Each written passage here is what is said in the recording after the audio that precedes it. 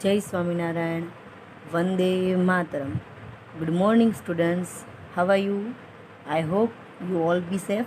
Students, जैसा कि हम प्रीवियस लेक्चर में हमने हमारा यूनिट 5 व्हाट्स द एविडेंस की एक्टिविटी 1, 2 और एक्टिविटी 3 कंप्लीट की थी। एक्टिविटी 3 में हमने इंटरप्रिटेशन 1 पूरा रीड किया था और इंटरप्रिटेशन 2 और इंटरप्रिटेशन 3 आपको रीड करके उसकी समरी लिखने को दी थी। आई होप आपने अपनी बुक में लिख ली होगी।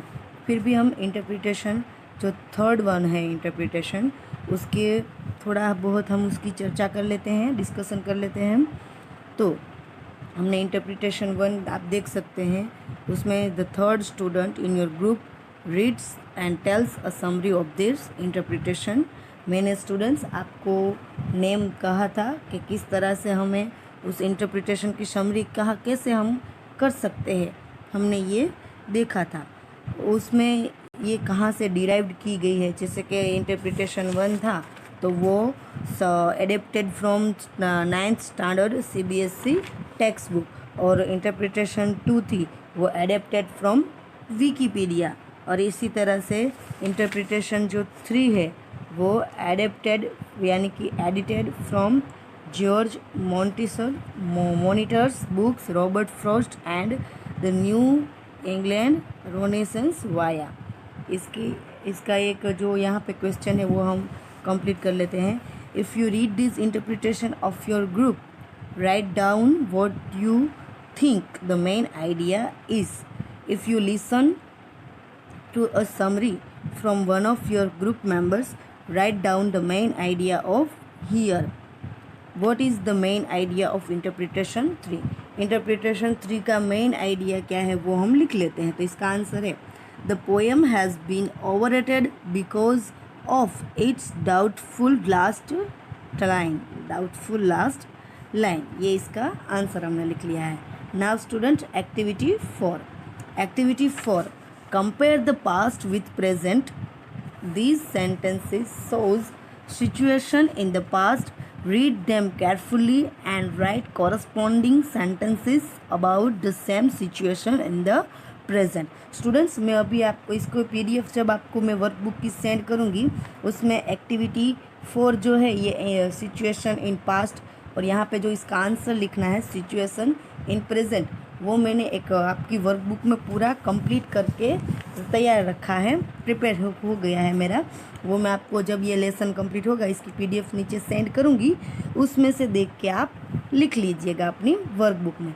फिर भी यहाँ पे मैं 1 टाइम रीड तो कर ही लेती हूँ। सिचुएशन इन पास्ट, देखो पास्ट में सिचुएशन कुछ इस तरह के है।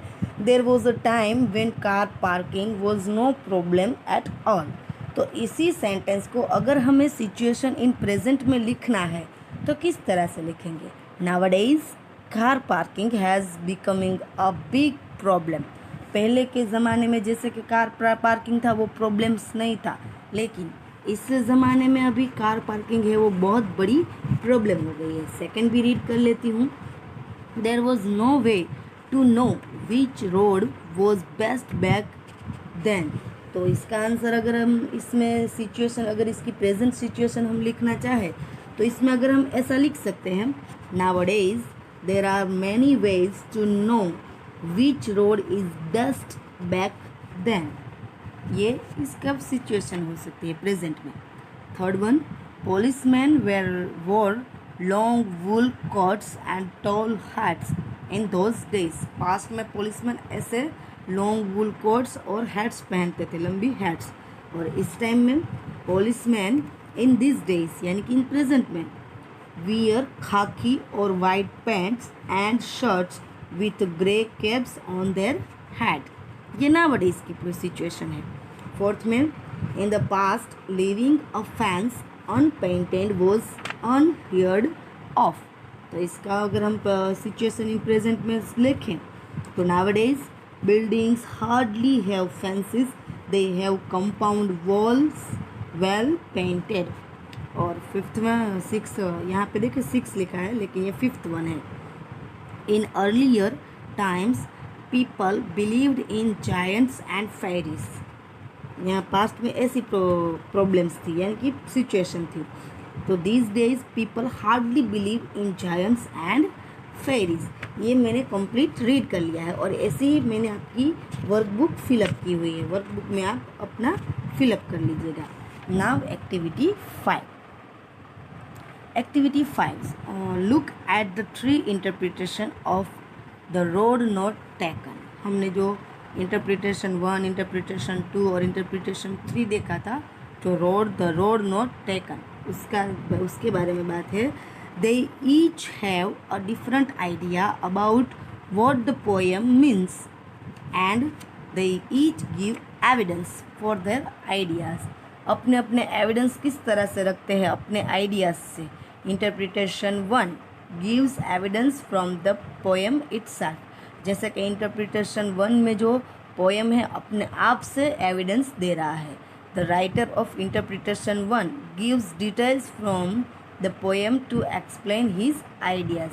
When a writer looks carefully at the details of something in order to understand the whole, we call this analysis.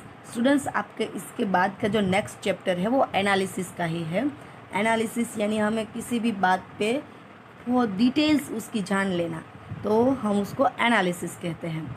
Interpretation 1 uses analysis of the poem as evidence for the interpretation. Interpretation 2 and 3 both use analysis of the poem. Poem का पूरा analysis कर लेते हैं, but they also use other sources for evidence. What are the other sources they use?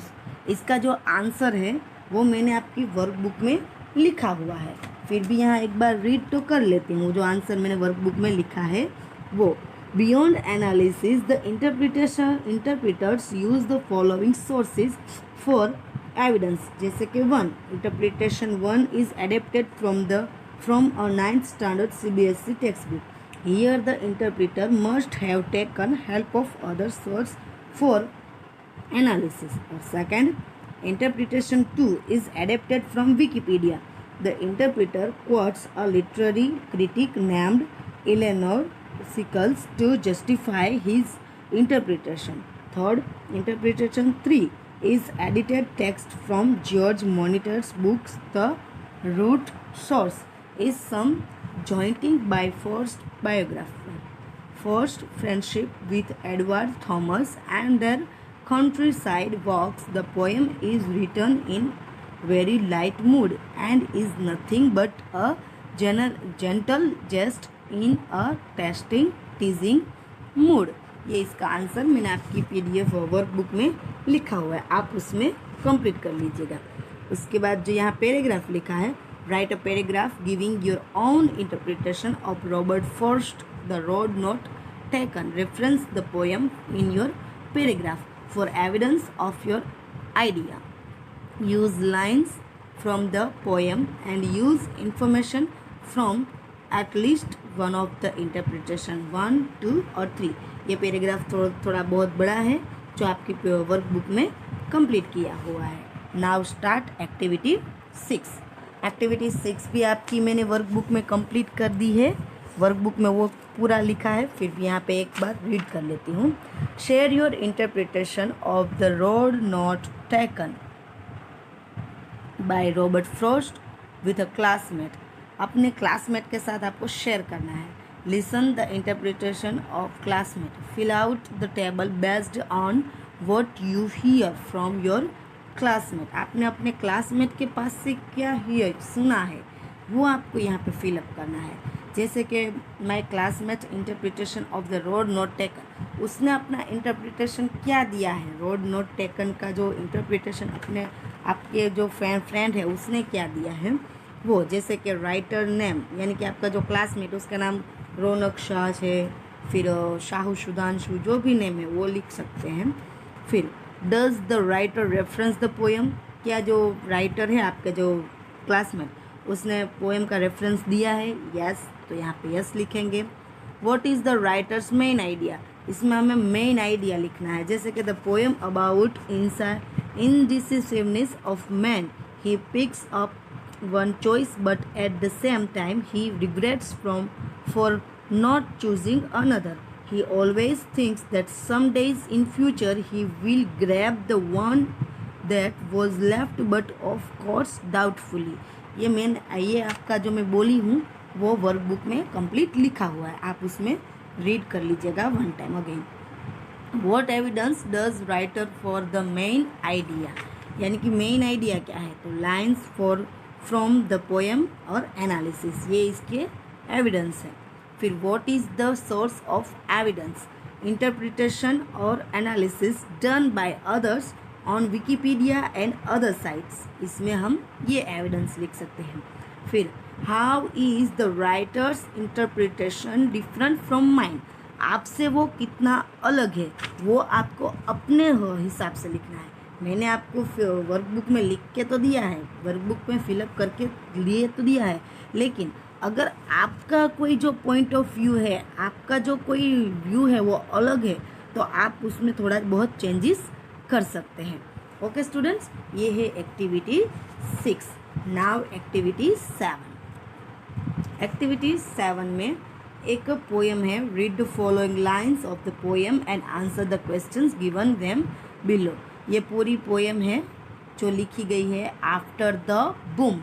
Poem का नाम है after the boom by Jerry D Mathes, इसके द्वारा लिखी गई ये पोएम है. ये पोएम में जो पोएम है उसके जो टू स्टांजास है उसके नीचे एक वर्कबुक में आपको क्वेश्चन आंसर दिए गए हैं, उसके आपको आंसर देने हैं.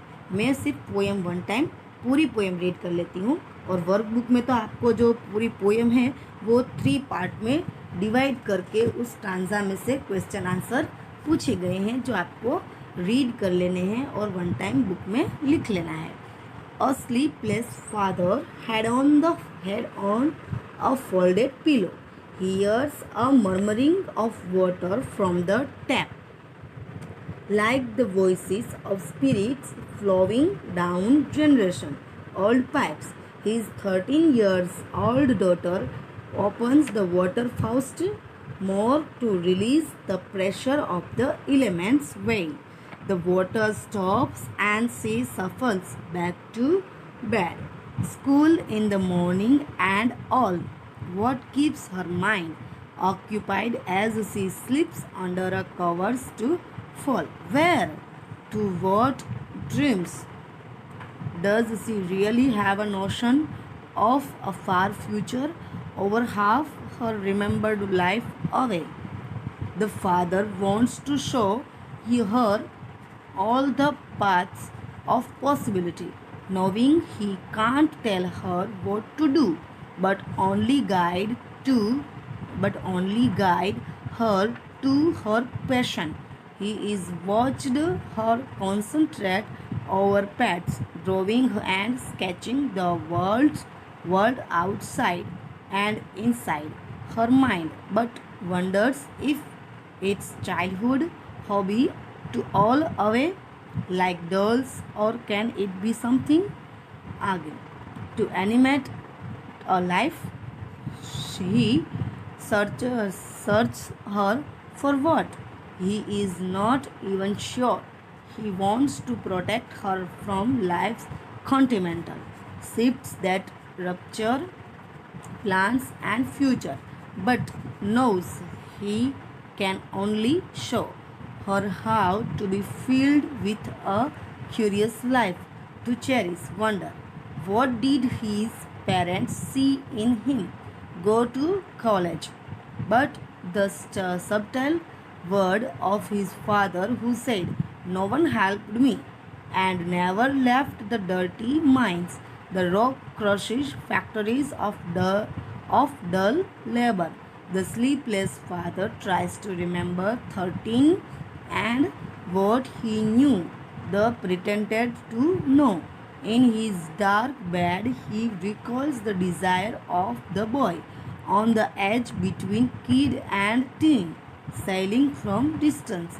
Spaces ride the rocket higher towards and void and break sound barrier, and after the boom, escape the tides of gravity and the blue earth. these worry and all his parents expectation of him and sleep in weightless night। तो students हम हमारी activity 7 तक ये topic यहाँ पे रखते हैं। Next activity 8 से 10 तक हम नेक्स्ट लेक्चर में करेंगे। Okay, thank you. जय Swaminarayan. Stay home, stay safe.